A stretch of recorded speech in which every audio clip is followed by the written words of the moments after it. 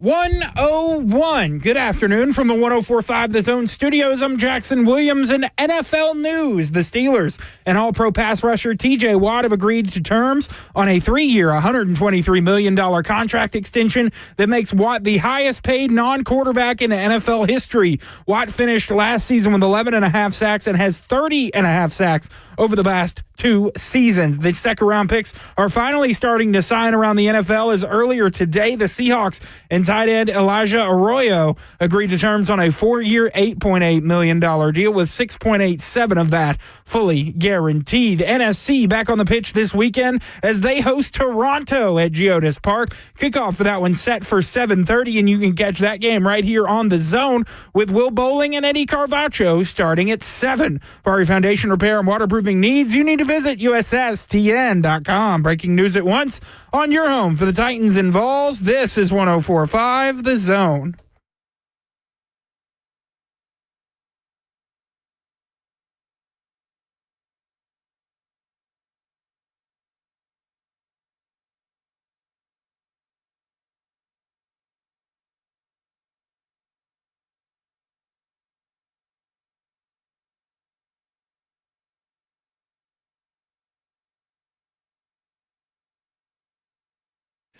Cover 2 with Blaine Bishop and Zach Lyons right here on 104.5 The Zone, powered by All Four Seasons Garage Doors. 615-737-1045 is the number.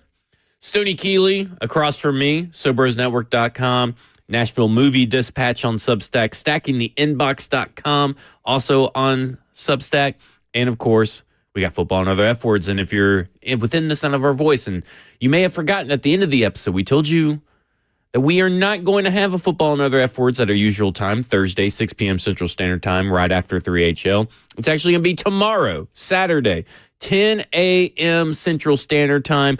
Massive guest on. We had to accommodate them. So it's going to be. Am I the guest? You are not the guest. Are you sure? You're just behind the glass. That is the voice of the Grand Poobah, Jackson Williams, back there, Jay Wills. And huge guest. It's going to be a really fun show. You guys are going to love it. I think it could be, if not the best, at least one of the best football and other F words ever. Some high praise. Potential. High it's praise. Really up to the guests to carry it. Yeah. Like, I mean, no pressure. No pressure on said guest. If our guest is listening right now. Yeah. So it could be, and we've been doing it since like 2017 or 2018, at least I have, could be the best football and other F words ever. So you'll have to tune in. I'm really stoked about this. It's going to be a good one. This is going to be a career-defining performance from the two of us. The three of us. The three of us. Yeah, touche. I'm sorry, Jackson. Really, the four of us. This could define this other person's whole career, too. That's true. In more ways than one. Yeah, that is true. In more ways than one. That's true. All right. So today we're going to talk a lot about the offensive scheme, but specifically explosive plays. For those that may not know, explosive plays are, by NFL.com standard, 20-plus runs, 20-plus pass yards on one play. So we're going to be talking a lot about that, how Cam Ward fits in, how Brian Callahan called those plays, when he dialed them up and all that, because that's where you can change games and flip games on its head, or those explosive plays. We're also going to talk about the SEC Media Days, putting out their projected order of finish and their votes for SEC champions as voted on by the media members in attendance. But first, finally, someone in the NFLPA did something smart, as Lloyd Howe, the executive director of the NFLPA, resigned from his position. Now, I don't want to bog you down in all the details, but this kind of stuff does matter because CBA negotiations are right around the corner. And if you're a fan, there are reasons to care about who this NFLPA executive director is going to be. But the reason that you should care that he is gone now is because that's the first smart thing the NFLPA has done through 2 or 3 CBA negotiations, it feels like. And it's, I know it was his choice, allegedly, and he put out this whole PR thing. But J.C. Treader should be next. I was about to say, man, borrowed time. Yeah, like, why has he not put out a statement? Is he going to do the Friday news dump? Maybe. But maybe he's just totally clueless and oblivious, because the latest thing that has come out is that J.C. Treader, wink, wink, nod, nod is the best way to put it, said, I can't explicitly tell people to fake injuries publicly to gain leverage in contract negotiations, but that would be an avenue, but I can't say that publicly. Well, they got sued. The NFLPA got sued. The arbitration case went before an arbitrator, and then there you go. Rules in favor of the NFL. Right around the same time that whole collusion case is going on. So what did the NFL do? They said, hey, we won't tell people how big of an idiot you are, J.C. Treader, if you don't tell people that, and this is allegedly, and we won't tell people how, maybe we got some information to collude. Yeah. And the NFL wins both cases. And that's why all this went silently. Not only that, J.C. Treader, obviously, in the other one, called Russell Wilson an idiot. Which is bad. Which is bad. Yeah. And Lloyd Howell, he's got all kinds of misconduct alleged at him over at his prior business. And then, of course, he was elected to the NFLPA, but nobody knew who he was until the day of the vote, just minutes before the vote actually happened. So they were pressured by J.C. Treader, who was at the NFL president at the time, I believe, NFLPA president at the time. And then he retires. He gets a made-up job that Lloyd Howell gives him called Chief Strategy Officer of the NFLPA. So it's just a lot of collusion, because he's also a member of the Carlyle Group, who can buy stakes in the NFL teams. Yeah. So Lloyd Howell. So this is just a mess. Yeah, and to your point, J.C. Treader's name comes up an awful lot in a lot of these allegations that you've talked about. There's a lot of stuff, a lot of different rabbit holes you can go down with this story, and it circles a lot of it back, implications against J.C. Treader just as much as Lloyd Howell. He's gone. J.C. Treader's still there for the time being. Now, Mike Florio's most recent reporting I thought was really interesting, because this sounds like Game of Thrones. It's like the suggestion that maybe how was the sacrificial lamb for Treader to stay is out there. I just feel like, man, from a top down, the transparency throughout the process of getting Treader, getting Howell in there, these are things from not just a fan perspective, but from a player perspective. These are people that are supposed to be fighting for your rights and your best interest. And I know people like to say, well, they're, men making millions of dollars playing a game. It's not that big of a deal. But you have to think, I would remind everybody listening in the context of most of these players only get a few years to really make their money to set them up for the rest of their lives. 2, they're still putting their lives on the line. So you would like to think that the brain trust in charge of the NFLPA is really going to fight for you and have your best interests at heart, and at least be transparent about the processes that lead people to being put in place. And it doesn't sound like we've had a whole lot of that. Now it sounds like things are really hitting the fan, so to speak. And I think there should be more changes going forth. I'll put it this way to you, Zach, and I would ask all of our listeners to indulge in this exercise as well. Florio repeats they weren't found guilty of collusion, but they found evidence they were trying to collude kind of deal. Yeah. So I want everybody to think about their partner in life. And let's say you're in a situation where you're about to cheat, but you're caught. And you can go to your partner and you can technically say, I never cheated on you. How do you think your partner's going to feel about that? Right. They're still going to be pretty ticked off, right? Because they caught you about to cheat. And it's a similar thing where it's about the optics, where legally maybe they haven't found anything just yet that's overly damning of J.C. Treader, but the optics are so bad from all this stuff that I don't know where the trust from players can be found moving forward. Yeah, I look at it like this. Ramon Foster this morning, he was talking about it. He likened it to, obviously, the NFLPA is the most important, probably the second most important group in all of sports, not just union, because NFL and the NFL leadership is the most important. So like Roger Goodell is number one out of all sports, the most powerful and important person in sports.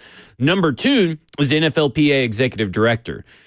The problem is that they have not handled these negotiations very well, and they've squandered any kind of power that they have. And it's hard to do in the NFL because you got to corral so many people. Sure. But this would be like Burke Nihill, who's the number two in Amy, giving Amy advice while employed also by the Jacksonville Jaguars. Yeah.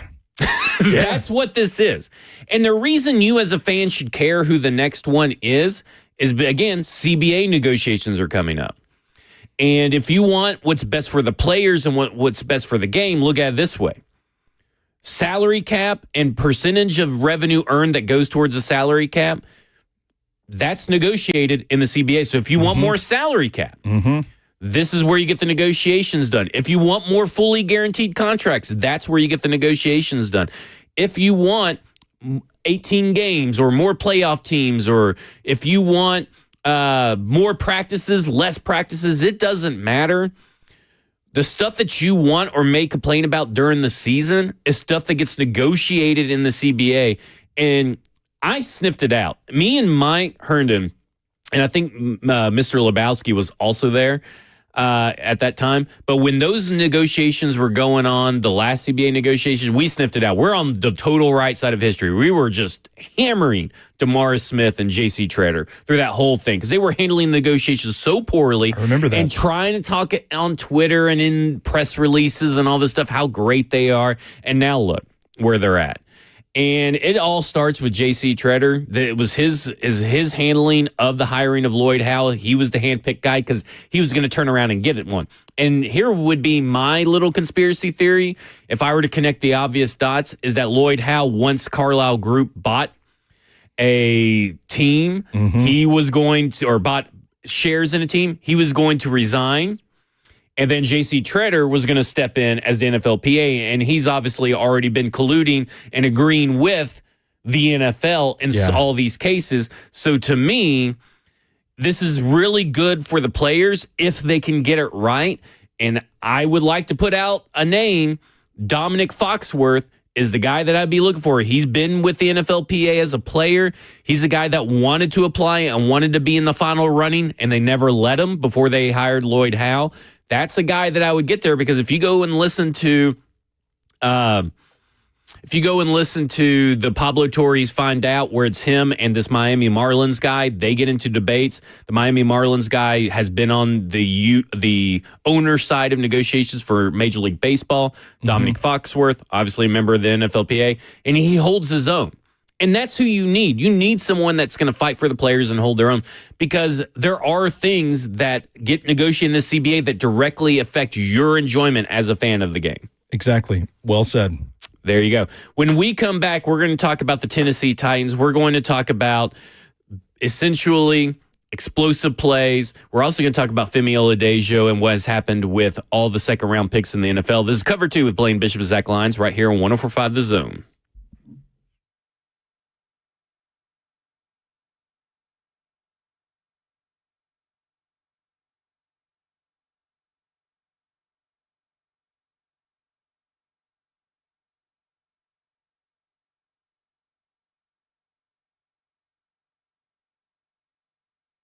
Did you know Eurofix has a very different business philosophy? They staff all the locations with more staff than any average auto repair shop, just so they can be ready when your emergency pops out of nowhere. Well, so have you ever noticed how hard it is to get a right now appointment for a vehicle repair?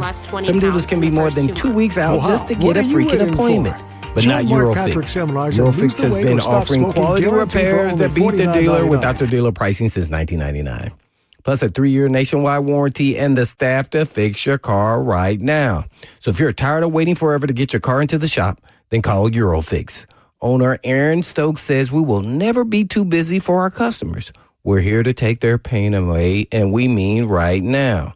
And Eurofix repairs all European cars and say yes to speedy repairs when others can't or won't. Family owned for 26 years. And all you have to do is just give them a call at 844-EUROFIX. That's right. 844-EUROFIX, or you can visit them online at myEurofix.com. That's myEurofix.com. But always tell them Blaze at you.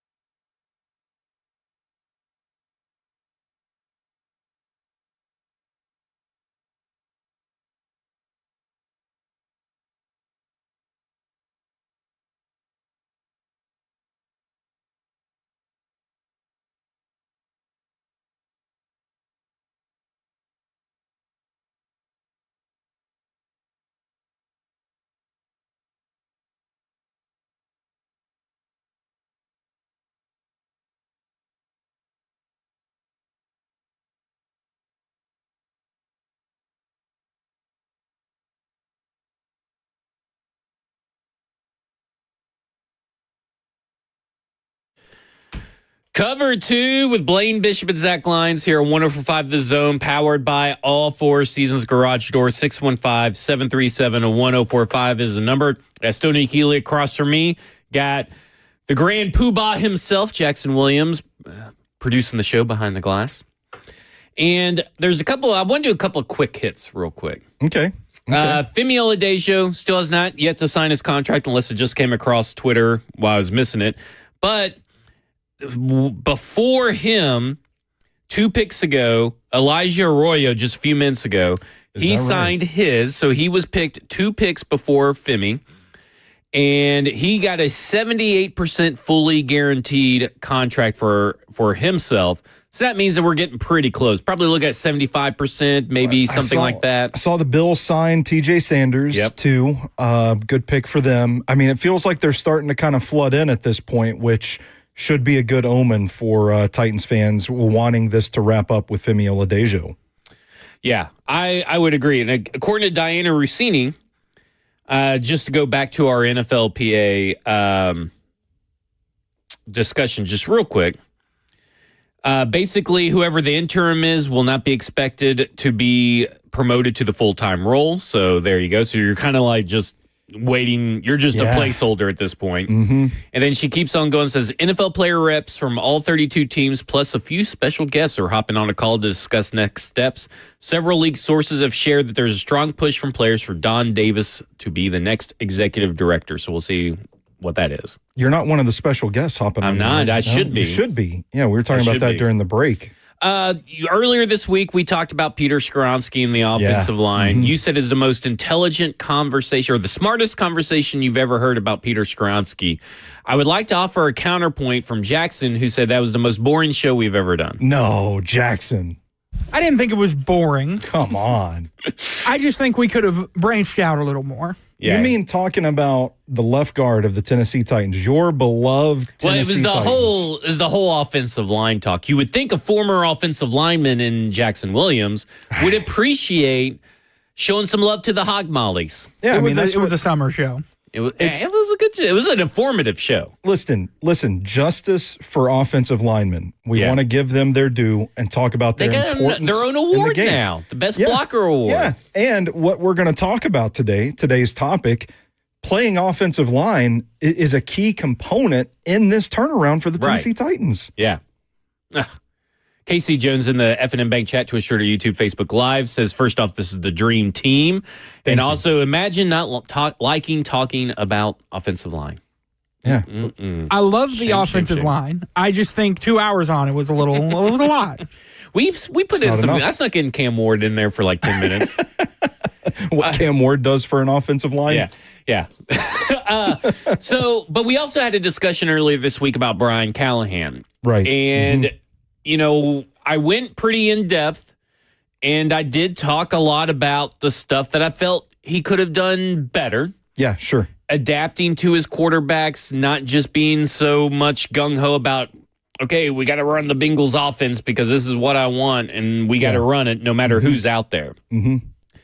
And there's pros and cons to that, because the pros are, well, the people that are going to be here next year are really ingrained in the offense, like Peter Skoronski. Yeah. Like Calvin Ridley. They're really going to know their stuff. And I think there's also an element of, what's the meme of the guy like digging a hole and he quits just before he strikes gold kind of deal? Like, you do want to be patient and try to give things every possible second you can for them to gel and to develop the chemistry, because you never know how close you are for something to click. I would say the weakness in that is not realizing the inherent characteristics of the personnel that should tell you pretty plainly, you got to change something up here. You can't just do what you want to do. And I think he did a little bit of that, but I do think it was a little too late for the quarterbacks. Because the buck stops with the head coach. I mean, ultimately, I understand there's a general manager and I understand there's an owner. But how you run your practices, how you run your meeting rooms, how you decide to call plays, how you decide to design plays, and design an offense or design a defense, all that stuff falls under your purview. Yeah. And maybe some of this was just, hey, I took on a lot, and I don't know if maybe I wasn't really ready or whatever. Yeah. And I look at it and I go, with Brian Callahan, there's a lot to like on tape, because we have done a lot of defending of Brian Callahan last year. This idea that he wasn't scheming wide receivers open, the play calling, the play design, the play sequencing, this and that. And there is all that, but there's also stuff within the playbook that he could have utilized more. There were more chances to use play action. Oh, yeah. Do you have that DVOA stat handy by chance? I hate to just call you out. But that was eye-opening for me. Yeah.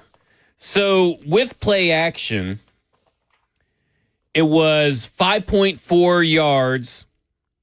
No, sorry. With play action, 7.6 yards and a 25 plus 25 DVOA, which is very good. Yeah. Plus 25 is very good. Mm-hmm. And remember, that's an efficiency stat. It's probably outside of maybe EPA, it's one of the best efficiency stats out there. Yes.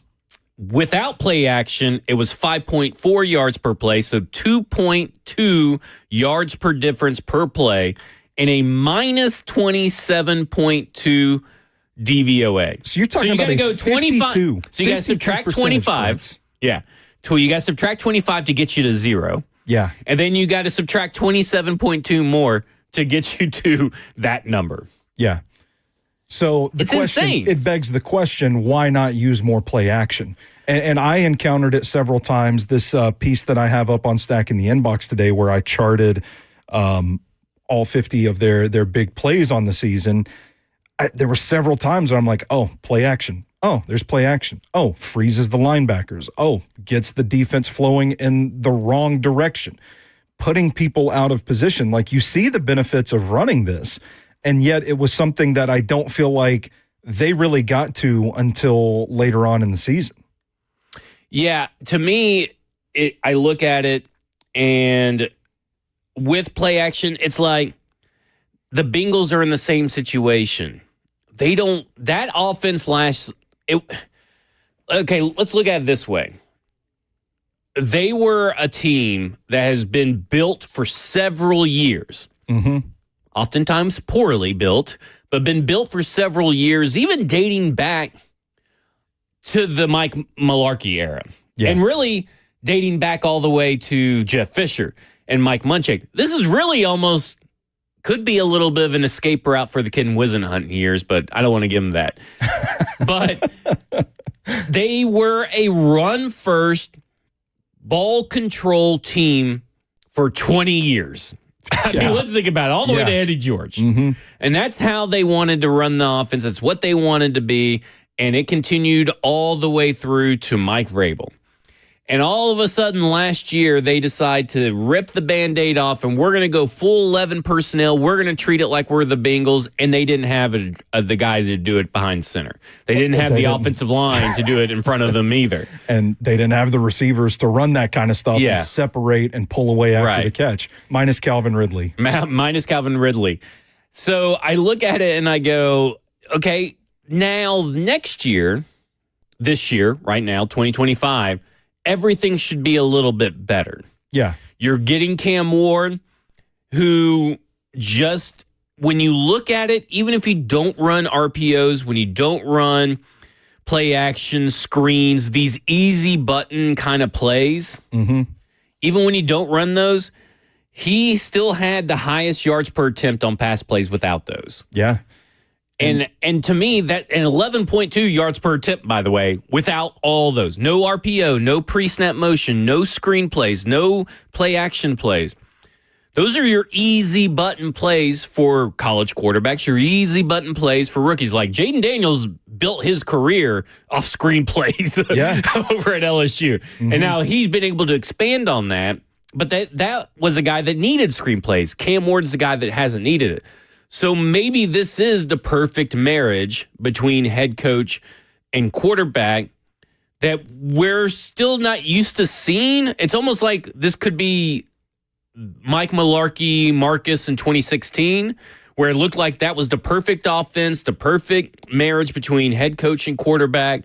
And then Marcus gets injured, and then they keep Terry Robisky, and it just all goes to crap. Yeah. I think where Cam improves this offense, you watch this scheme. We've said it a bunch. Guys are getting open. I think the scheme, the passing concepts, the route concepts that they run are designed to put defenders in conflict. And when you have those sorts of situations, when you have a decisive quarterback that can recognize, like maybe when a safety's frozen because he doesn't quite know which area to cover, you've got to be able to recognize that instantly, start your process, that ball has to come out. I think this offense stretches the field. It puts defenders in conflict. space is important because you have guys all over the field. I mean, they really want to try and spread this defense out and then exploit the weak spots when they open up. But you have to have a quarterback that is decisive, that can see the field well. Because, I mean, if you think about it, like, you're not focusing on one point. If you're going through your reads, that's one thing. But if you're going through your reads in an offense that might have two guys, one in each flat, and then like three guys down the field, that you've got to look where they're at in their route, where the defense is responding to them, you've got to be a processor. And I think that's why it's so important. We've heard Brian Callahan talk about processing speed. It's one thing that really hampered this offense last year. There was a lot of time where like Will Levis and Mason Rudolph would get back there and maybe take a hitch too long, and then the play's kind of swallowed up by the defense. Cam Ward is not that guy. What we've heard about Cam Ward this offseason is how well he sees space. It's demonstrated on tape at Miami where he can, with the firing of a synapse, just completely get the ball out quickly, on time, to the receiver. And I think by that virtue alone, it is something that can help turn this offense around quickly.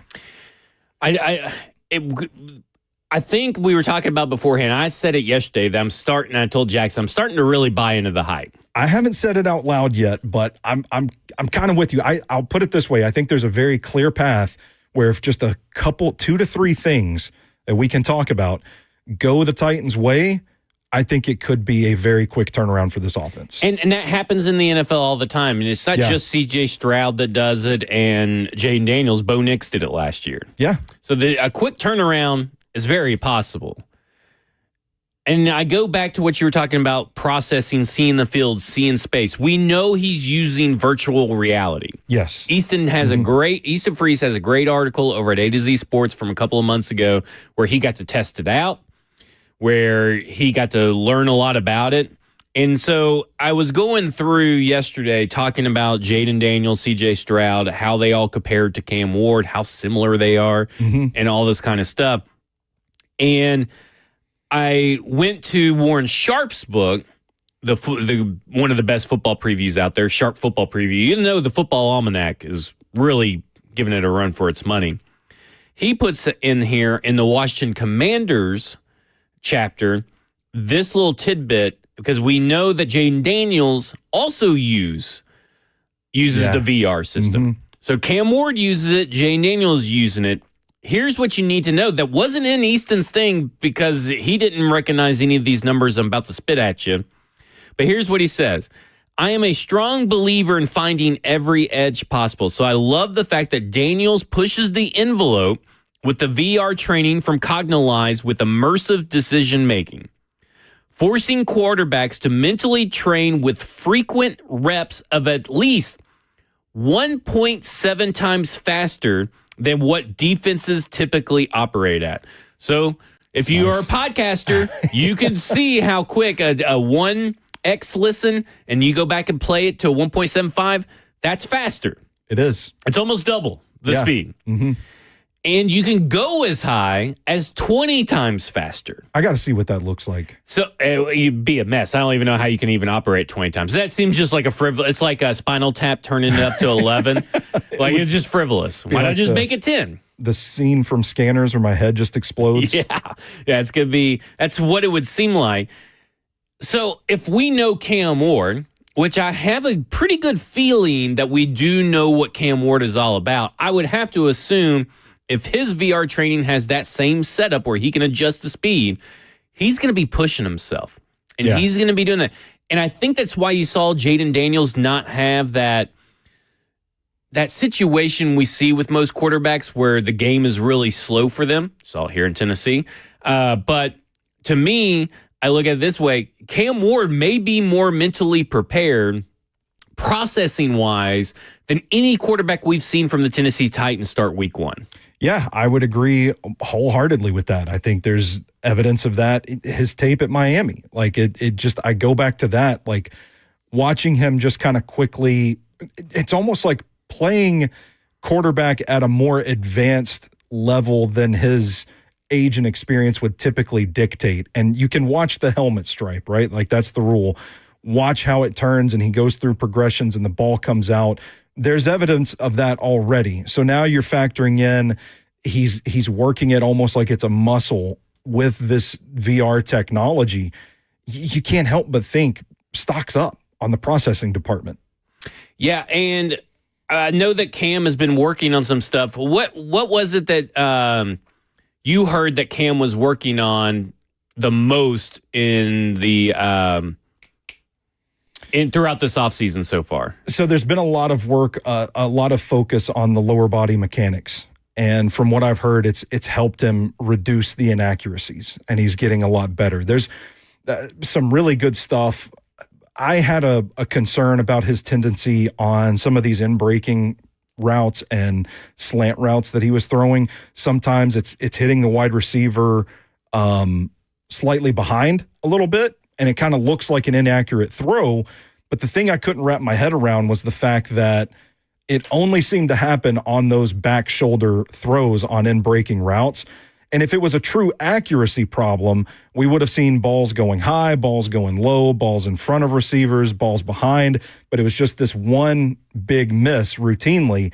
And basically, conversations I had led me to believe that a lot of that is intentional. It's a way of him, it's an indicator of him seeing the field so well that he sees defenders coming into the receiver's line before they're actually there, and it's a way to protect them, to kind of slow them down and keep them from getting their head knocked off in a big hit. I also heard that it can be a maneuver to ensure that if you throw the ball and the receiver can't catch it, if it hits the shoulder pad, it falls to the ground instead of hitting them in the hands and popping up in the air for a defensive back to come down with and lead to a turnover. So things that, I saw on tape at Miami have already been identified. They're already ironing out, and they're seeing less of it throughout the offseason. I think it should it should speak volumes to Titans fans about his progress as a pro quarterback. I know I made faces during that. Like, you did. Listen, you powered through it. I held my water. But we got some Lloyd Howe breaking news coming out here in just a second. Now everything's pouring out about Lloyd Howe. We'll talk about that after the break. Oh boy. But I want to stay with this because a lot of talk was made about Cam Ward and his placement among prior draft classes. We've talked about it. Yeah. Other people have talked about it. And the more I think about it, because I think about the time that we thought that Garrett Nussmeier may come out. Yeah. And remember seeing so many people put Garrett Nussmeier over Cam Ward. And Drew Aller, too. Yeah. And I go and watch the Cam Ward tape, over the offseason and everything. We're all talking about it.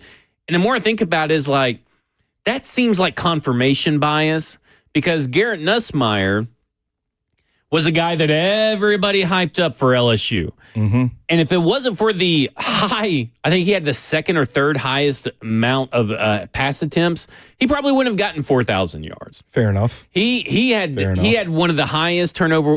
Jalen Milroe had a lower turnover worthy play percentage rate, and Jalen Milroe was a dummy. He was a saboteur. He was like, I was basically watching Will Levis in college and Will Levis in the pros.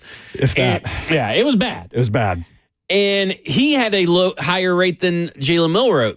And the reason I say that is because the Football Almanac, they have a stat they put together called Cubase. And he has, since 2021, the fourth best. Wow. And it's higher than Jaden Daniels. Okay. One spot just by like 0.04 decimal points, but it's still higher. I think there's something here that we all missed through this process, maybe because Cam Ward prior to this year wasn't a known name. Caleb Williams had won the Heisman before he became number one. Jaden Daniels was explosive with Malik Neighbors and all these guys. Like, everybody, even Drake May, had hype surrounding him after Sam Howell left. There was no hype on Cam Ward heading into his Miami year, and there's been no hype around him almost at every stop. And I think there's just something here that it's hard not to get excited about. I think the specification I would make there is, at least in the draft community, he's been a prolific quarterback at every stop. But I think that we collectively discredit his improvement from one place to the next and lumped it all together instead of slowing down and saying, man, look how much better he was at Washington State than Incarnate Word.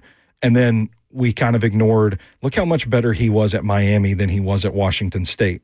And instead of projecting that, like, imagine if he can keep this train of momentum going, the trajectory he's on when he gets comfortable as a pro quarterback, imagine what he can do.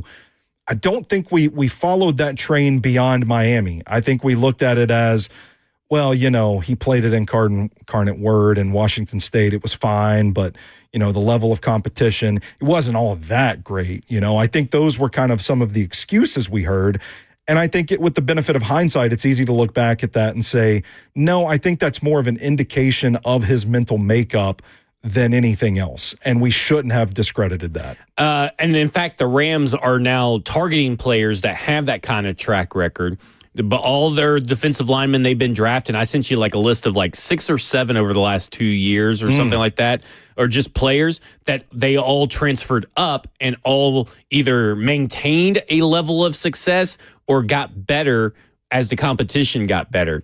And to me, Cam Ward seems like that guy. Jaden Daniels was that guy. A lot of similarities between those two. Joe Burrow was technically that guy. Yeah, he was. A lot of similarities. Yeah. And to me, I look at it and I go, this is the kind of guy that you want at the very least, because you know how hard he's going to work. And you know that with every step up in competition, he himself has stepped up and rose to the occasion. When we come back, we'll talk more about Cam Ward. We'll also talk about the latest coming out about Lloyd Howe. This is Cover 2 with Blaine Bishop and Zach Lyons here on 104.5 The Zone.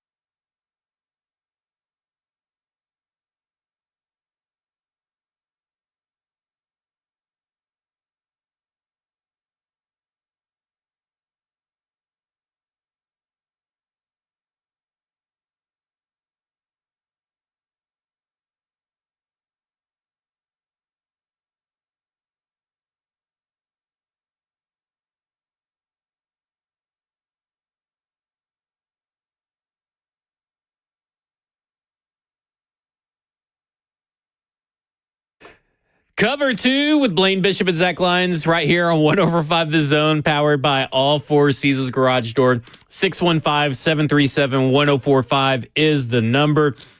We're taking a little bit of a pause to talk about some Lloyd Howe stuff that's come out. So before he resigned, ESPN was requesting expense documents, NFLPA expense documents. And then he resigned shortly after. But apparently, ex-NFLPA boss Lloyd Howe, strip club expenses have been sent to an investigator. Ooh. So he's been expensing strip clubs and trips into club as we played. Thank you for the Grand Poobah for that. including a $738, which is not, sounds like a lot. I mean, that it's not a lot to them probably, but $738.82 car service that took them from the airport to one of the clubs. So what official business is this? I don't know. Being conducted here. I don't know. Maybe it's, I don't know. I can't, stuff that I can't get into. I have many jokes that I cannot put out on there. Yeah.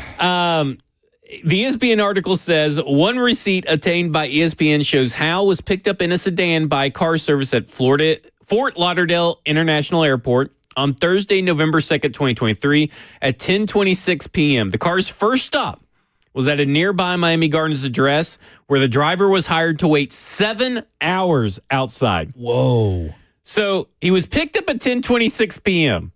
Okay. Probably took, let's give him the benefit of the doubt that he gets there in 24 minutes. So let's say he gets there at 11. Nearly 8 hours later at 6 a.m., the car dropped off Hal at his luxury condominium in Sunny Isles Beach, the receipt showed. So from 11 to 6 a.m., that guy, this guy's out in the strip club. Yeah. Well, Guys, is so long in a strip club. That's absurd. That is an absurd amount of time. They've turned the lights on and opened up the breakfast buffet at that point. Maybe he just liked waffles. I don't know. I mean, he at that point you glow in the dark because you got so much glitter on you.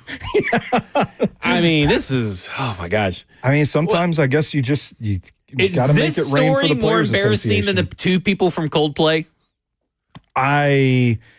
The thing that makes the Coldplay story embarrassing is how they reacted to it. If they would just reacted normal, it never would have mattered. But ducking, that was pretty cringe. That was embarrassing. So a young union finance worker noticed the car's services cost. The employee Googled the Miami Gardens address, discovering it was Tootsie's Cabaret. How about that? The 76,000 square foot venue bills itself as the world's largest strip club. Full nude, #1 rated. Okay. Only the best for the NFLPA. More than a year later, Hal and two employees visited a strip club in Atlanta, according to the expenses report obtained by ESPN. During this year's NFLPA summit, Hal accompanied two union employees to the Magic City Strip. That's a famous one. Magic City Strip Club for an outing that included $2,426 in charges, including cash withdrawals ranging from $200 to $525 from a club ATM. Sources and documents show they used 2 VIP rooms.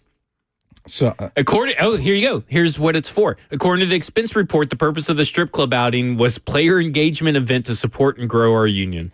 Well, I bet those players were engaged. From 11 p.m. to 6 a.m. in a strip club.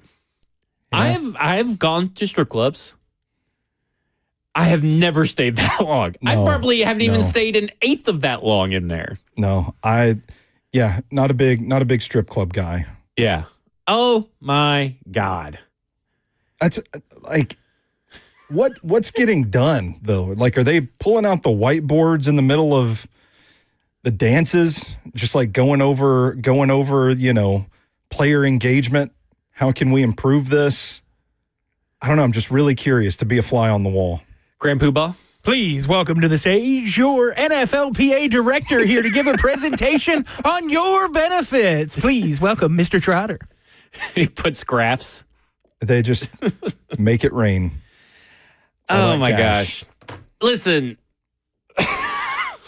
I don't even know where to begin. It's really hard to have this conversation in a safe for radio way. Well, maybe we'll save it for our guest tomorrow to talk about this. Maybe we will.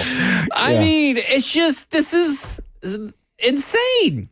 Like, I mean, I could see where you would spend maybe a modest amount in the terms of player engagement event or whatever. Yeah. But, I mean, at this one event, it looks like he just drove down. He just flew down and went to the strip club back to his condo at 6 a.m. in the morning. Maybe he took his notebook there and was just, that's where he does his best thinking to further bolster the Players Association. I don't know. Casey Jones says in F&M Bank chat, they're probably going over security tape for over at the strip club, just for purposes, investigative purposes. Yeah, I like that. Practicing pass pro sets in Magic City. I like that. There's no telling what else is going to come out. I just love the audacity of it. Yeah. It's like, I'm going to put this on an expense report. Like, did he not have $700 to just pay a driver out of his own pocket? Well, he gets paid.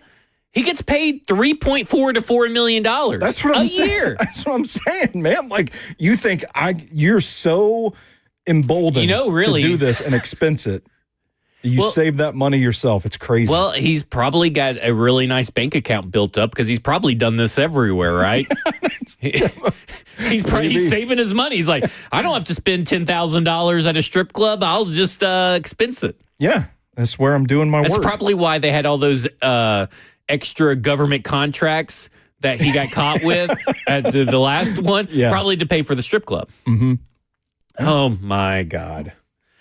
I mean, maybe we should go do some film study there. Maybe it's a great place to work. Maybe we just don't know any better because we never tried it. Maybe they have a nice bar area we could plug in your laptop and do some work. Yeah, I'll pitch that to my wife tonight and see how it goes.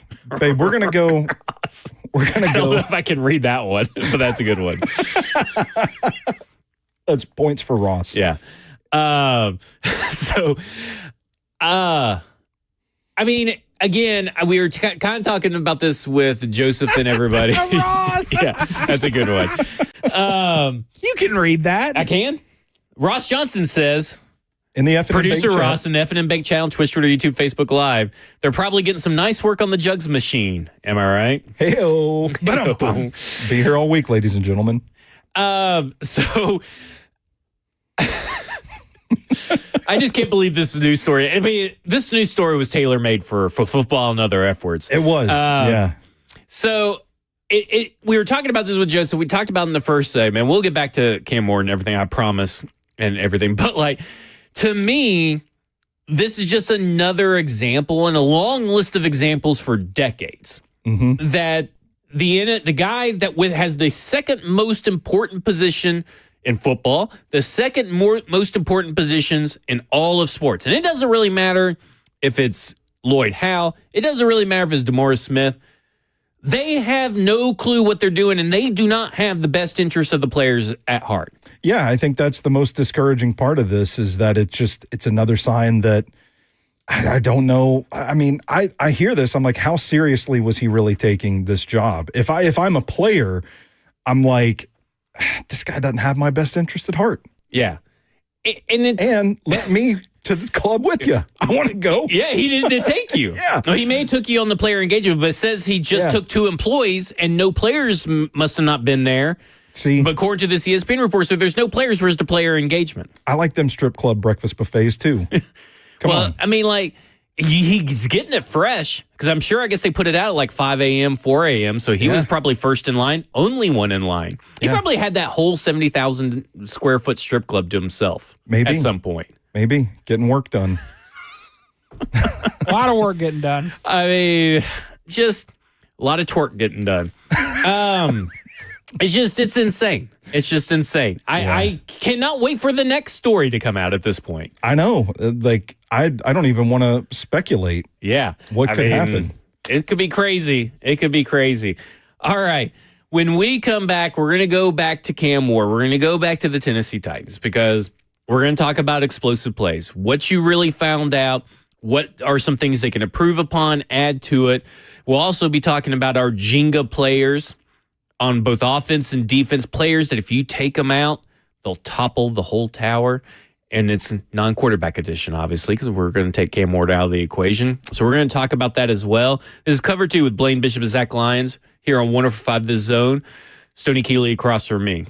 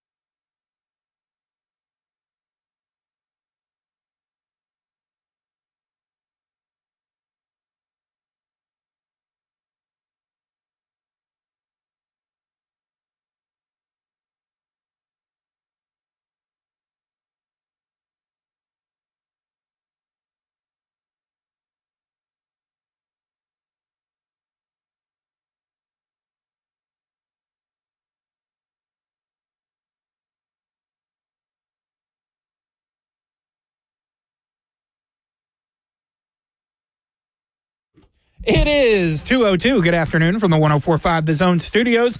I'm Jackson Williams. In NFL news, the Steelers and all-pro pass rusher T.J. Watt have agreed to terms on a 3-year, $123 million contract extension that makes Watt the highest-paid non-quarterback in NFL history. Watt finished last season with 11.5 sacks and has 30.5 sacks over the last 2 seasons. The second-round picks are finally starting to sign around at the NFL, as earlier today, the Seahawks and tight end Elijah Arroyo agreed to terms on a 4-year, $8.8 million deal with $6.87 of that fully guaranteed. For your foundation repair and waterproofing needs, you need to visit USSTN.com. Breaking news at once on your home for the Titans and Vols. This is 104.5 The Zone.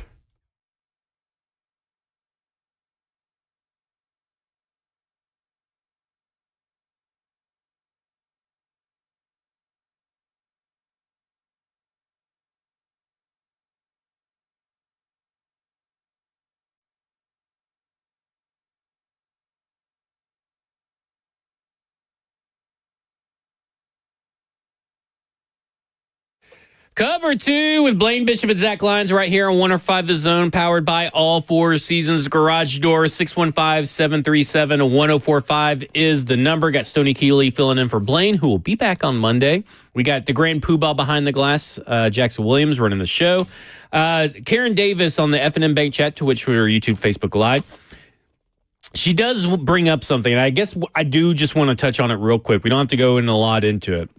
But per ESPN, a noose was found at Titans' new stadium, and construction has been halted as police investigates.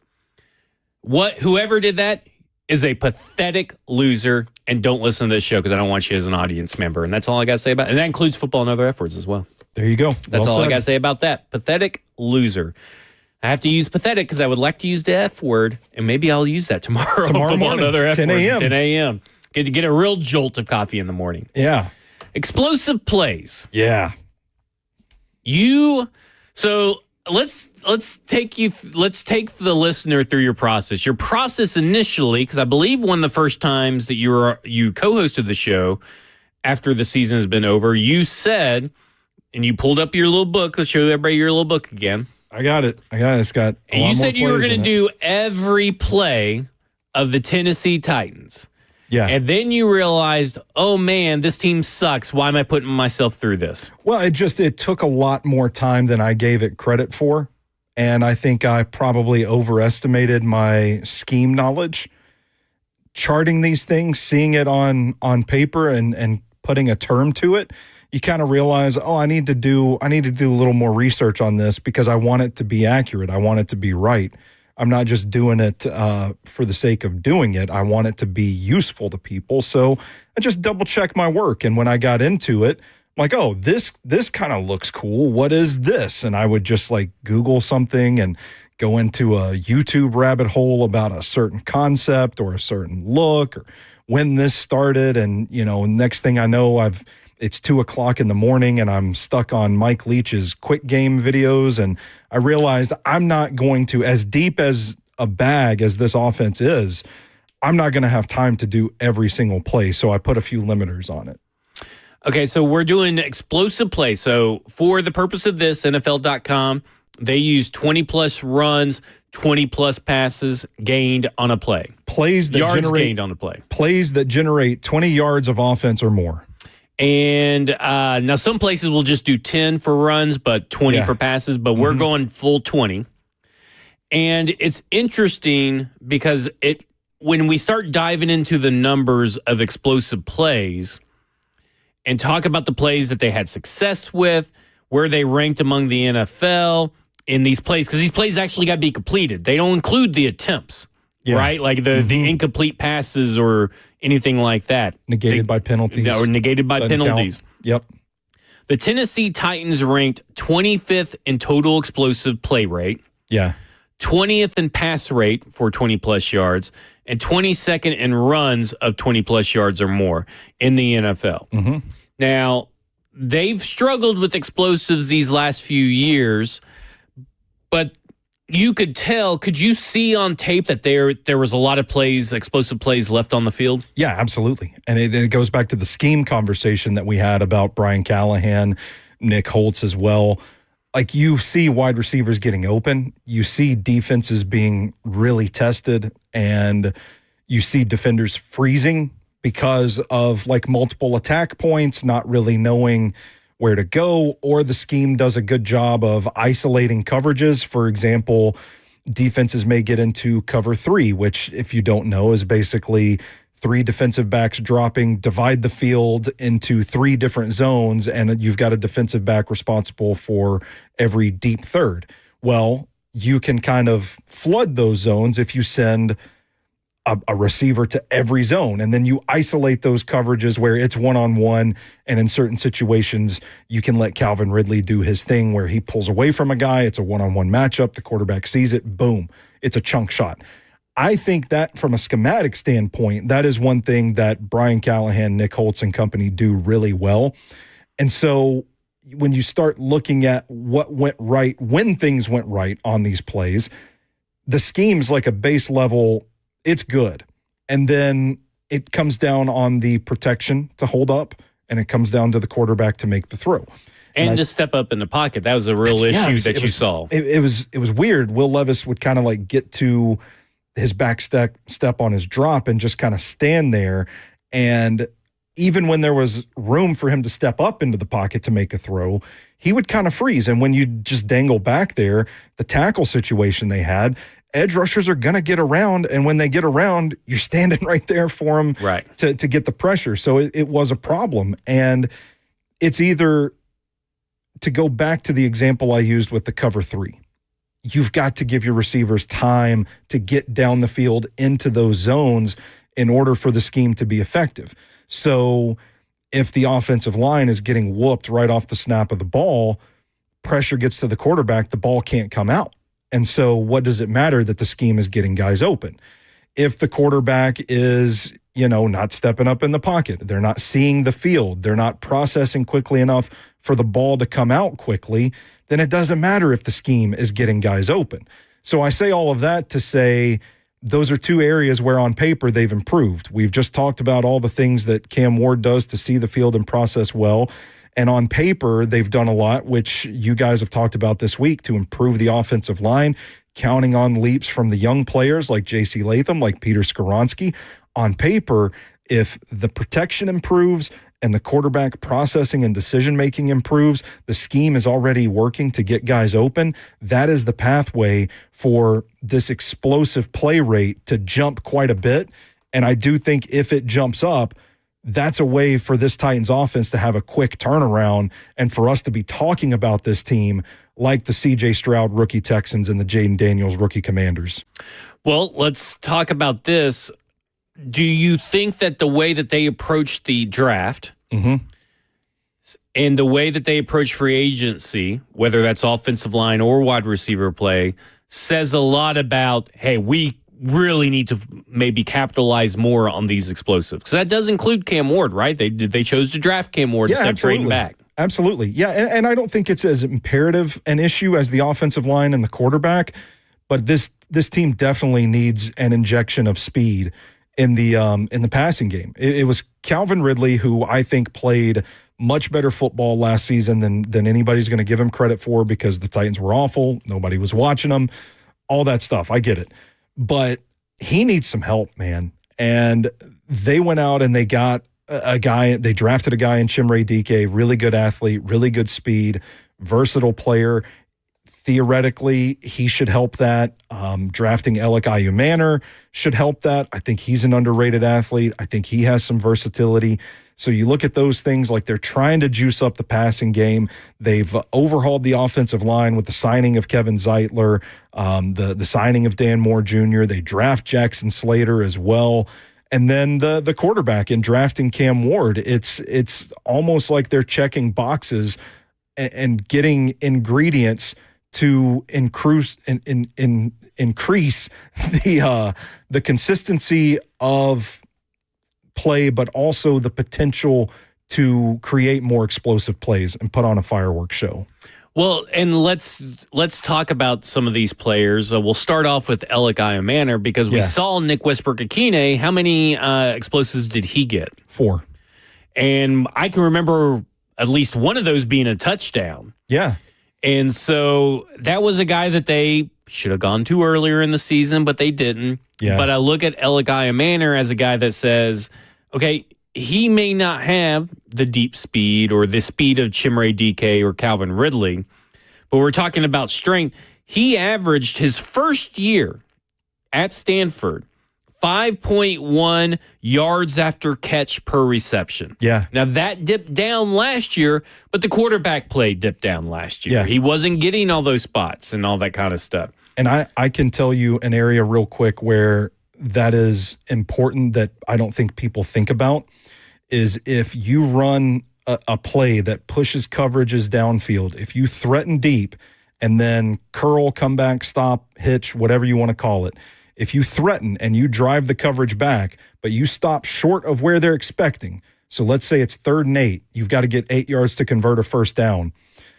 You're going to drive, the defense is going to be expecting that. They're going to be protecting that 8-yard line, and it's going to be a tight window throw to get the ball off. But if you have a guy like Alec Manor, you can stop him 6 yards beyond the line of scrimmage. Put him 2 yards short of those chains to ensure a clean catch. And with his style, his physicality and ability, you can trust him to pick up those 2 extra yards. Stanford did it pretty successfully, actually stopping him short of the chains on those plays, and he was able to convert because he's just such a physically imposing runner.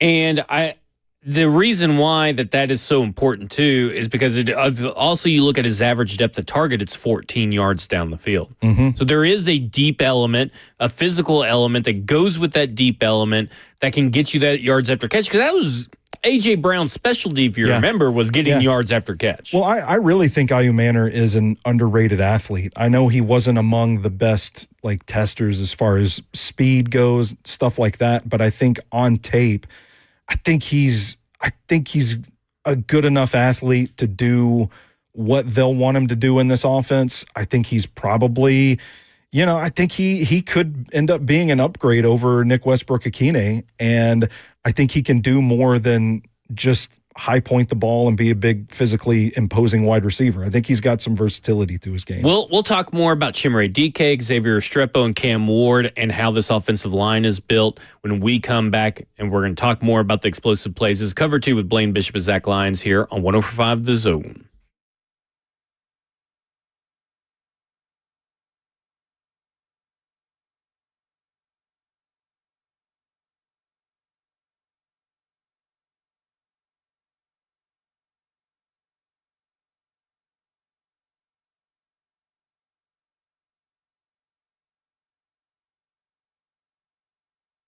Let's talk insurance. My new client, King and Associates Insurance in Brentwood.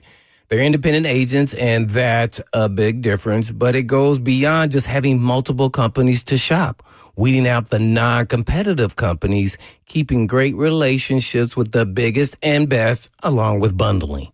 But unfortunately, life happens, and they get it. Here's a true story about my friend and coworker that switched from a previous independent agent, got better coverage on his home and its contents, even his automobiles, flawless communication, and a true champion in his corner after his 16-year-old daughter's accident, and they still saved him thousands and thousands from an independent agent who was overcharging him for years. Is that happened to you? You can make the switch and save the same, if not more. But don't make the switch because he did. Switch because you should. As a business, family, or individual, make a switch to King and Associates Insurance.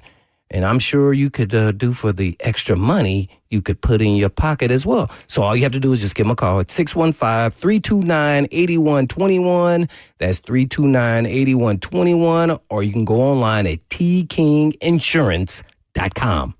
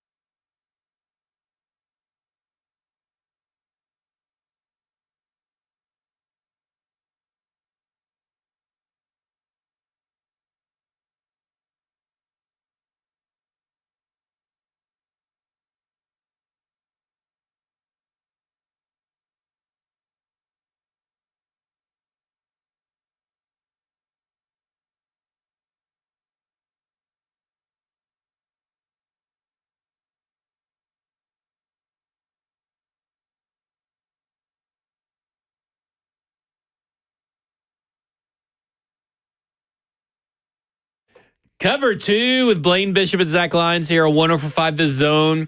Powered by All Four Seasons Garage Door. 615-737-1045 is the number. Pat McAfee on Twitter is cooking. I mean, first off, he wrote about as long as a tweet as the ESPN articles. I'm not going to go through it all. But sometimes you got to roast somebody. But he goes, this dude might have been trying to move the NFLPA offices there. We're talking about Lloyd Howe, who was going to the strip club on the NFLPA's dime. He goes, I'll take some food, some dances, and a bed is probably what he's asking. And then he says this, I don't know what it was like before my time in the NFL, but I know that literally since a week after I got drafted at my rookie symposium, listening to DeMaurice Smith speak for the first time, all the way through now, the NFLPA has been led by people who would much rather be known that they're the heads of the NFLPA than actually work and act like they are the heads of the NFLPA. Put Pat McAfee in charge. Yeah, my God. Called him Matt McAfee. Put Matt McAfee in charge. Woo! I love a good NFLPA takedown now. That is some scorched earth right there. There's way more. The heat. And there's a lot more scorched earth, but there you go. Okay, so let's talk about Chig's role. Okay. Because Chig feels like a forgotten man. I feel like really Chig and Tony Pollard have both been forgotten men on this team and on this offense. And I get it. Chig has been kind of underwhelming. We're more realistic about what Chig is, but Chig, does he have any explosive plays? We know they missed on one. Yeah, he had 4 of them. And I have a difficult time getting a read on how this staff really feels about Chig, his usage. It's kind of frustrating because we see the potential with him, right? Like he's a guy that has some real juice with the ball in his hand in the open field. You would think that would naturally lend itself to more big plays, but there are times when, look, man, like this right tackle situation they had last year, they needed all the help they could get. And so these tight ends were held in line to chip, to help with the pressure, and then they would get out into the flat or something like that. It felt rare that they were really stressing the defense down the field with the tight ends last year.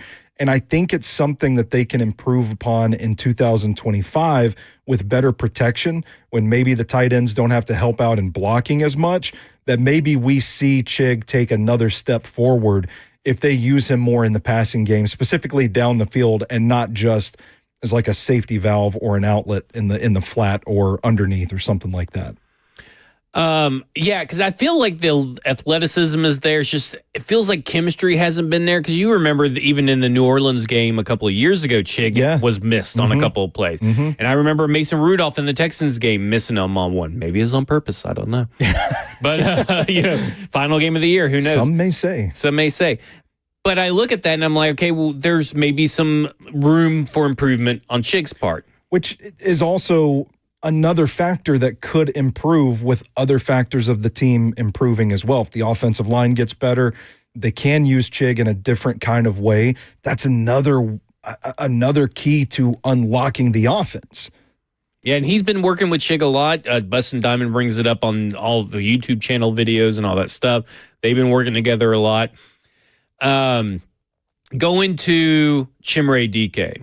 Because this is where things get a little bit more interesting. We've already talked a little bit on it, but Chimere Dike, when it comes down to it, he is a guy last year that, I know this may not sound a lot, but out of all college football wide receivers with 20-plus yard plays last year, he was tied for 16th. You got to remember, that's a lot of receivers in the college football world. And he had 16 20-plus yard plays with Graham Mertz for his quarterback for most of the year. And 18. I still don't understand how Billy Napier and his staff watched his skill set and said, we're going to basically just use him in motion and as a decoy all the time. Like this dude should have been a prolific wide receiver at Florida. And when you take away the non-FBS schools on Florida's schedule, he drops down from 18 explosive plays to 16. So this is a guy, even against FBS Power 5 schools, still doing it. He's still doing it against that kind of competition. And that's a really good sign for a player at the next level who you were really high on. And listen, I was a little down on because at the time that he was drafted, I'm thinking, is he going to be playing opposite of Calvin Ridley? But now it's looking like he's going to be a guy that's running out of the slot more so than anything else. Yeah, and Brian Callahan has referred to him as a 3-hole player. Basically means he can line up anywhere on the field. And whether it's X, Z, they could put him in the backfield. I think he's probably going to be in the running to be this team's returner. I mean, this guy can do a lot of things. And for me, what made me excited about his drafting was the nuance with which he plays the position. You can see it on his tape all the time when he actually does run a route. He's a nuanced route runner. And you see his body is in sync, fluidity from like the hip turn, the hand usage, the helmet fakes. There's a play, he scores a touchdown against Tennessee. So maybe, Vols fans cover your ears for this one, where he runs a post and he flips his hips out. He moves his hands. He turns his head outside. And the safety bites on it so hard that he gets turned around. And when he notices this, he flips his route back inside and he's wide open for a big touchdown. So you see those nuanced aspects of playing wide receiver on tape at Florida. And again, you go back to Billy Napier, like, why did you see that kind of stuff and only use him the way that you did? Because there is some real untapped potential with DK. And I do think that this Titans staff, with this scheme, again, to go back and hammer that point home again, that gets guys open, they are going to have some fun with Chimere Dike. Just real quick, to go back to Chig Okonkwo, just real quick, because Bustin' Diamond in the FNF chat, Twitch, Twitter, YouTube, Facebook Lives asked what are his separation rates when we were talking about Chig. Well, Chig, outside of Tony Pollard, who gets a lot of separation because he gets some backfield passes, right? Because it's about your separation from the nearest defender, not where you're receiving the ball. Mm-hmm. Outside of Tony Pollard, 4.1 yards of separation, according to Next Gen Stats. That's crazy. 4.1 yards average separation. Yeah. For instance, Calvin Ridley is 2.7. Mm-hmm. Nick Westbrook-Akine, 2.3. 4.1. That is crazy. And just imagine feeling like you can't really tap into that because you need help underneath and you need help blocking. So we've talked about Chig. We've talked about Chimere Dike. We've talked about Alec Iomanner. Tony Pollard, he only had 8 explosive runs, right? Or were they 8 explosive plays or just 8 explosive runs? 8 explosive plays. I think they were 7 runs and a pass because he had a play in the Washington game where he ran it looked like a post route, trailing Nick Westbrook-Akine out of a stacked formation, reading the safety, and then breaking it in when he broke out. And I'm like, brother, you can do it all. I've got a newfound respect for Tony Pollard after watching him play last year. By the way, Chig ran 344 routes. Man. And only got 70 targets, but had 4.1 yards per of average separation at the time the ball's coming to him. You got to tap into that. And he includes incompletion, I believe, as well. Mm-hmm. So at that point, pretty much sounds like poor quarterback play. And I was just about to say, you've got to imagine that Cam Ward is going to elevate that. Right. So with Tony Pollard, you still got Tyjae Spears, our guy. Who needs more work? He needs more work, and he needs to stay healthy. Yeah. He's got some explosives in there as well. But with those two guys and only 8 explosive runs, according to NFL, 20-plus yards or more, how much can the offensive line help those two players? Yeah, I think quite a bit because I think for this scheme to work, it does – execution is of paramount importance. I mean, you watch this scheme, they do some really creative stuff. They pull guys out of bunch formation, so maybe lined out wide, they shift them inside to help with the end man, and they'll pull and insert, and it's a lot of moving parts. You know, we saw last year famously Peter Skoronski and Dylan Radins running into each other because they both pulled on a play. Still one of my favorite plays. Yeah, so like there is, to me, when it's blocked up perfectly, you can't stop it. You cannot stop this run game, and they will start gashing you. But there's so many moving parts that are dependent upon the execution that if it's not blocked up perfectly, it can be kind of jumbled up. It can be kind of messy. And so I'm looking at a guy like Kevin Zeitler, big, nasty dude. He can blow a hole open. And so you think if JC moving to the right tackle will improve his play, Dan Moore on the left side is an improvement, Peter Skoronski taking the step forward. If these guys can get better at executing the system in place, I think that's another area where we can see drastic improvement in the run game, and it can lead to a lot more explosive runs. Because, like I said, if those things are executed, there's nothing but green grass in front of the running back if he gets to where he's supposed to be. And we saw it several times where Pollard would get untouched to the hole, and the next thing you know, it's a 20-yard gain. Well, let's go to the quarterback, because this is where things change almost completely. Yeah. Cam Ward last year, out of all quarterbacks, I got 96 of them on this list. I qualify for this list according to College Football Stats, is tied with only Jackson Dart as number one quarterback with pass plays of 20-plus yards or more. He had 74 last year himself as a passer. Wow, the Miami offense ranked 5th in pass rate, explosive pass rate. 5th. 15.5% of those their passes went for 20 yards or more, which is the 5th best, only to Army, Mississippi, Navy, Air Force, and then it's Miami. Oh, the Service Academy is doing well. Well, the Service Academies probably don't have a lot of high pass rates. Touche. So we'll have to say that you got to remember, if you're talking about actual player teams with passes, context, we're looking at he's probably number 2. Yeah. And that's huge for this team because they need it. Like we said, the Bengals, if you want to look at the Bengals just real quick, at their pass rate last year, the Bengals were also lower than the Titans because of their offensive line.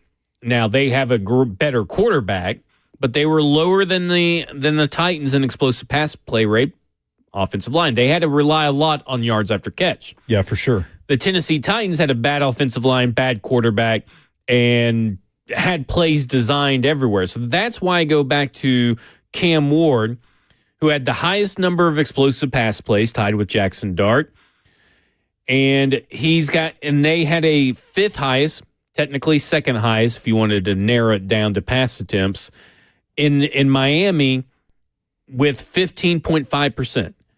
And I've already talked about how like over 51% of his plays went for a first down or a touchdown. Yeah. I mean, this dude is a dog. So it's efficiency on top of the explosive plays. And that's what they have been looking for. They've been looking for an efficient passer who can build explosive plays. And so to me, Cam Ward with Brian Callahan is going to be a perfect marriage. Okay, maybe not perfect, but it should be a too big to fail situation. Yeah, I would agree. And this is kind of where we come full circle and we see the light, so to speak, on Cam Ward and why the Titans drafted him. I would go back to something I said earlier about this coaching staff, about this offensive scheme. The plays are there for the taking. Guys are open. It's just a matter of seizing the opportunity to connect on them. And from what we've learned about Cam Ward since his drafting, he has the mental makeup to hit those plays. And if they hit those plays, it means more points, win more games. The path is clear for the turnaround on offense for this team. Well, I want to ask you a question. Now that you've gone through these explosive plays, okay, you have watched the Cam Ward tape. Yeah. Because we weren't probably the highest of highs people That's fair on to Cam say. Ward. Fair to say, yeah. But now that you've seen the explosive plays, how they were executed, how some of them were not executed at all. Yeah. And then you take that into account with what you saw from Cam Ward on tape. Does the vision become clear? The vision becomes clear. Absolutely. Yeah, because you have the benefit, conducting these sorts of film studies in the summertime, you have the benefit of saying, okay, I'm going to put the next quarterback in that situation and wonder what happens.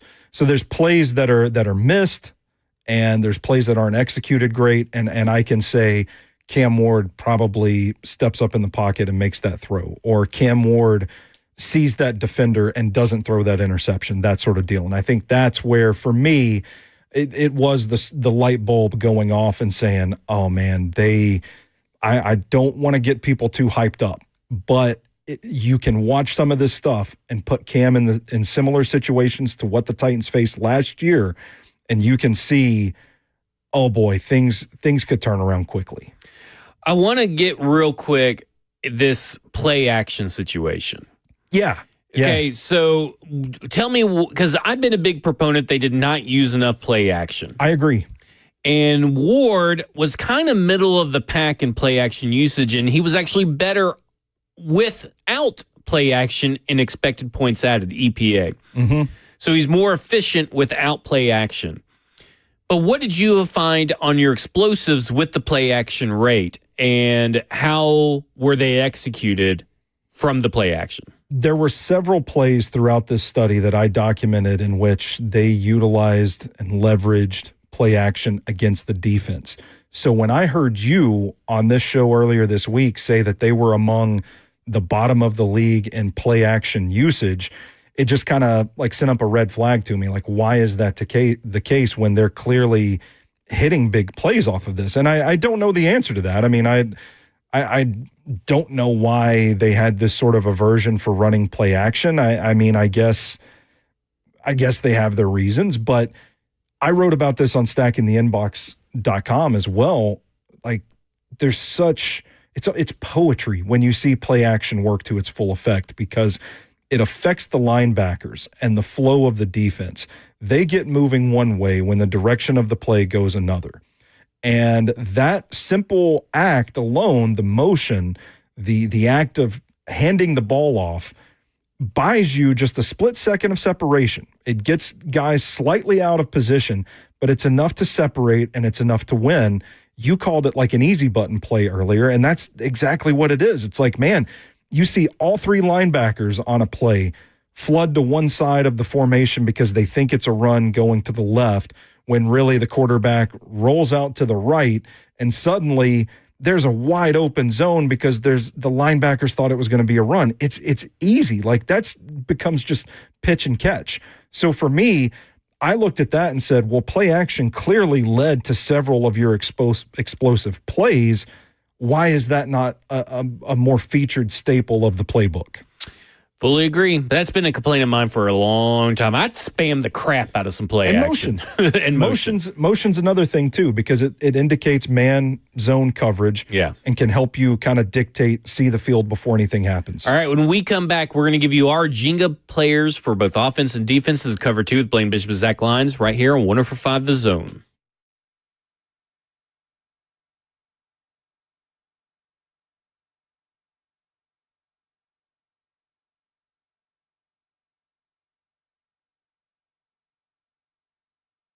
Man, look like I've been putting in a lot of work. Well, lifting 5 days a week is not really something I want to do. Dialing up my nutrition, yeah, maybe. All righty, well, so there's a little extra around the middle. And I don't have time to go to the gym every freaking day, but I'm still trying to do something, but nothing extreme. That's why I checked out M-Sculpt Neo at Edge Peptide Therapy. It tones muscle and melts fat, no needles, no downtime. M-Sculpt Neo is the most advanced body sculpting technology available, merging fat reduction with muscle building in one effortless session. No surgery, no downtime, just the results that speak for themselves. M-Sculpt Neo is your secret weapon, building muscle, burning fat faster than traditional workouts alone. It's like doing at least 500,000 sit-ups in 30 minutes. Yeah, man, I think Mr. Truth, R-Truth, could do that too as well, but he's burning a lot of sweat. But you can burn a lot of sweat with M-Sculpt Neo, Edge Peptide Therapy. And all you got to do is just give him a call. 615-724-1878. That's 724-1878.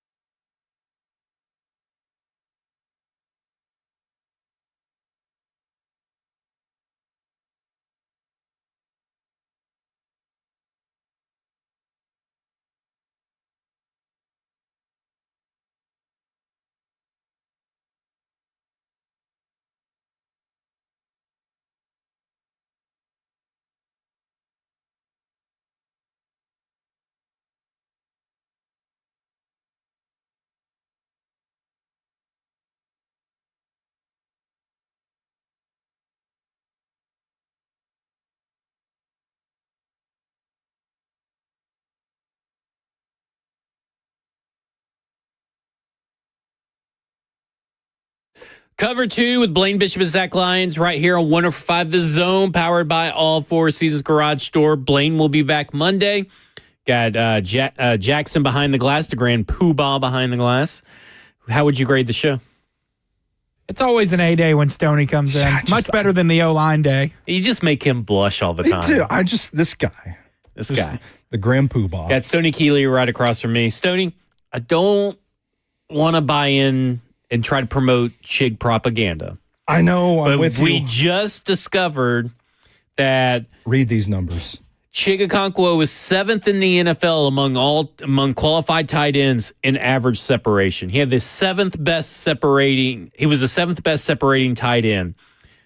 4.7 for Jatavian Sanders was number 1. He also was 5th in deep target rate last year. Looking for him. Catch rate over expected was minus 0.4%. That means he basically caught all the balls he was expected to catch. Yep. So if you complain about him not catching a lot, that means everything else was off target. Yeah, which goes back to quarterback play. And it's also something early in his career. Can't believe I'm starting to buy into Chig hype. Now we've reached July. I'm starting to buy in the hype of the Tennessee Titans. Earlier in his career, people talked about the drops. Well, that's not an excuse for 2024. So that is a sign of improvement for Chig as well. All right, Jenga pieces. So if you haven't been to the Tennessee Titans Twitter page or been to TennesseeTitans.com, if you look, they have a video out where all these players are playing Jenga, and you take a piece out and they ask them a question. I thought this would be a good time to do Jenga pieces. We've talked, me and Blaine, numerous times. I think we have on Football and Other F Words how L'Jarius Sneed is the Jenga piece of this defense. Oh, yeah. So he is the clear Jenga piece of this defense. However, I don't want to talk about L'Jarius Sneed. I have a dark horse Jenga piece, I guess, or maybe a secondary Jenga piece. And that, to me, is Cody Barton. Yeah, I would agree with you as well. We realized before we came back from commercial break that we were in alignment on this one. If we can't say L'Jarius Sneed, I think Cody Barton is the guy that a lot of this defense is going to hinge upon because they've got to get better in the run game, and that is one of the things he was brought here to do. Well, and if you go back and but a couple days ago, Mike Herndon put out a tweet saying that, hey, is the inside linebacking room for the Tennessee Titans the worst in the league? I was like, no, it's the Miami Dolphins tight end room, easily. but if he were to go down, who's stepping into that role that you trust? It's scary hours. With proof of concept. Like, we don't have proof of concept on Cedric Gray to step in that role. Yeah. We don't really have proof that Otis Reese can do it. Like, it is, maybe it's Anthony Orji, but that is a big drop off from Cody Barton to Anthony Orji. Yeah, I would agree wholeheartedly. It's akin to the situation with L'Jarius Sneed, where there's going to be a massive ripple effect if he doesn't play. If Cody Barton is not in that spot, I think it impacts a lot of that defense. Right. So to me, that's huge. That is your Jenga piece on defense besides L'Jarius Sneed, because we saw it last year, right? After Quandre Diggs went down and Ernest Jones went down and L'Jarius Sneed went down. Yeah. That defense went to crap. And they have to, everybody.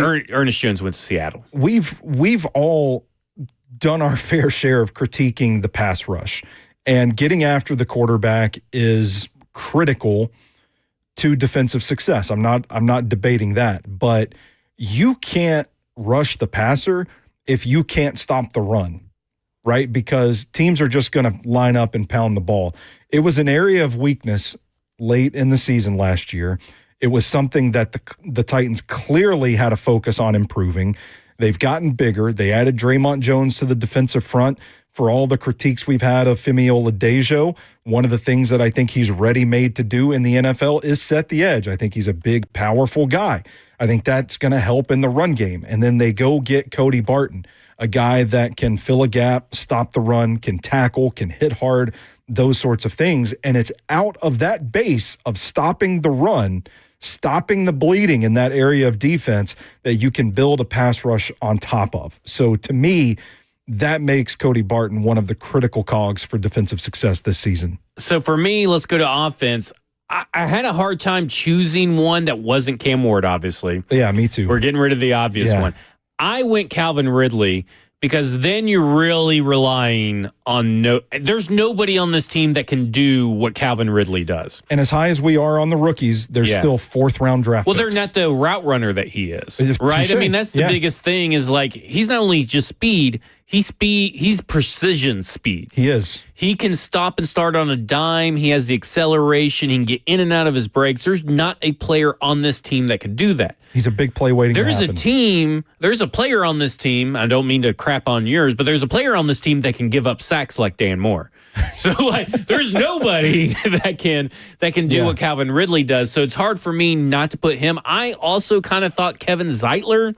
And maybe right guard's a little bit easier to hide, but what he brings, the stability, especially with the up in the air around Lloyd Cushenberry, I almost went Kevin Zeitler, but for me, it's got to be Calvin Ridley. Well, and I think Kevin Zeitler's impact is similar. Like talking about winning in the trenches, I think he's going to exponentially improve the run game, which will help you do other things on offense.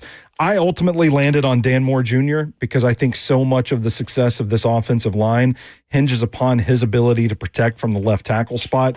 And I worry, too, if he goes down due to an injury or something, the depth that they have at tackle, it's one of the areas I don't think they could quite get to this offseason just yet. You only have so many draft picks. Brandon Crenshaw-Dixon. Money to spend. You're counting on Brandon Crenshaw-Dixon, and I'm high on Brandon Crenshaw-Dixon, but I don't want to be in that position where I'm counting on him to be the starting left tackle.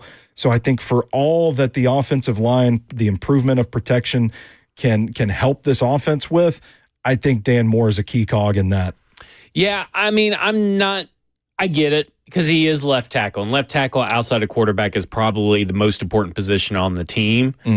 I will say that the offensive philosophy that Brian Callahan has kind of brought over from the Bengals don't think it's the most important position. Well, that's true. Yeah.